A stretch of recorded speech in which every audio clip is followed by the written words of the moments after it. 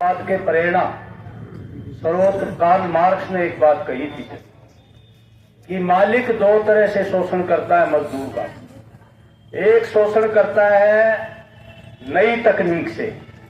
नई तकनीक जो आती है मालिक लाता है, उससे उत्पादकता बढ़ती है।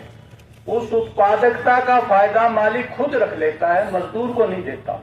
मजदूर का क्या होता है, छटनी कर देता है।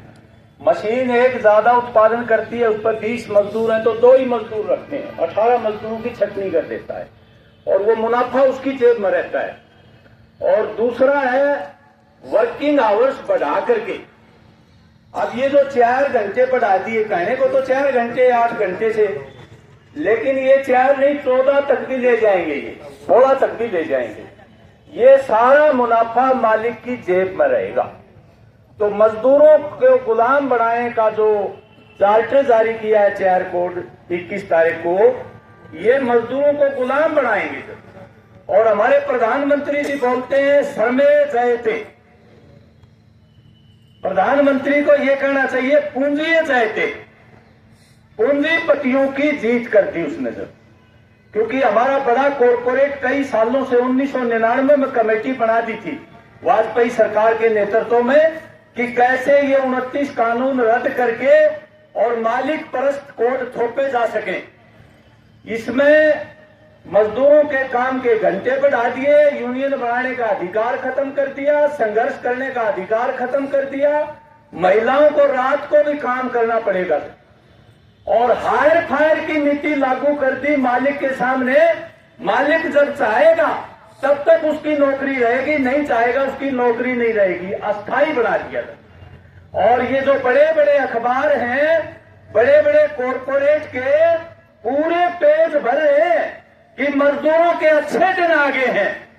मजदूरों को जो है परमानेंट जॉब मिलेगा, उनका भविष्य निधि कटेगा, उनकी सामाजिक सुरक्षा उनको मिलेगी और 45 करोड़ मजदूरों का भाग्य मोदी जी ने लिख दिया है।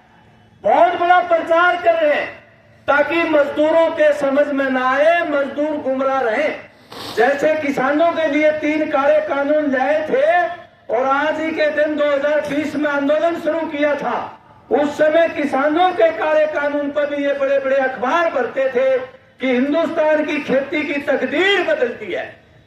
750 किसान शहीद हुए और वो काले कानून वापस तो ले लिए, लेकिन विपणन कानून, ये मंडी कानून के जरिए राज्य सरकारों को अधिकार दे दिया, वो सारे कानून लागू हो रहे हैं। किसान को, मजदूर को निचोड़ के रखेगा ये शासन, बता दूं आपको।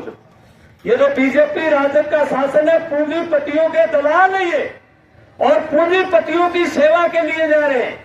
हमारे को कहते हैं कि एक देश एक चुनाव, कि चुनाव में जो है हमारे डेवलपमेंट के काम रुक जाते हैं, इसलिए लोकसभा, विधानसभा और नगर परिषदों के, पंचायतों के चुनाव एक साथ हो। कोई पूछने वाला हो, भाजपा तो पूरे 5 साल तक चुनाव लड़ रही है। कल देखा होगा कितना बड़ा समागम इन्होंने किया है हमारी रोडवेज की बसों को फ्री ले जा करके। जब भी कोई आयोजन होता है रोडवेज की बसें जाती है, कोई उनको देता नहीं, किराया कोई फ्री ले जाते हैं। सरकारी मशीनरी का दुरुपयोग करके, सरकारी मशीनरी का दुरुपयोग करके पंजाब चुनाव की तैयारियां कर रहे हैं। कल बहुत बड़ा आयोजन किया होगा, आपको पता होगा, गीता महोत्सव तेग बहादुर हमारे गुरु के नाम से। अरे गुरु तेग बहादुर को तुम क्या मनाओगे, जनता ही मना रही है उनका तो शहीदी दिवस, बलिदान दिवस, जयंती। तो इसलिए हम ये कहना चाहते हैं देश गलत दिशा में जा रहा है। आपको सुन के हैरानी होगी, एक बहुत बड़े निर्णय सुप्रीम कोर्ट ने भी उसको पास कर दिया। हमारी फौज को कहा कि तुम मंदिर में जाओ, हमारी फौज को कहा कि तुम गुरुद्वारे में जाओ। एक लेफ्टिनेंट था सैमुअल, उसने कहा फौज का काम किसी गुरुद्वारे में जाना नहीं है, किसी मंदिर में जाना नहीं है, देश की सेवा करनी है। कहता अच्छा तुम मंदिर में नहीं जाते, तुम ईसाई हो, इसलिए तुम विरोध करते हो। उसको टर्मिनेट कर दिया लेफ्टिनेंट को। और बड़े दुर्भाग्य की बात है, सुप्रीम कोर्ट ने कल कहा कि ठीक टर्मिनेट कर दिया। ये क्या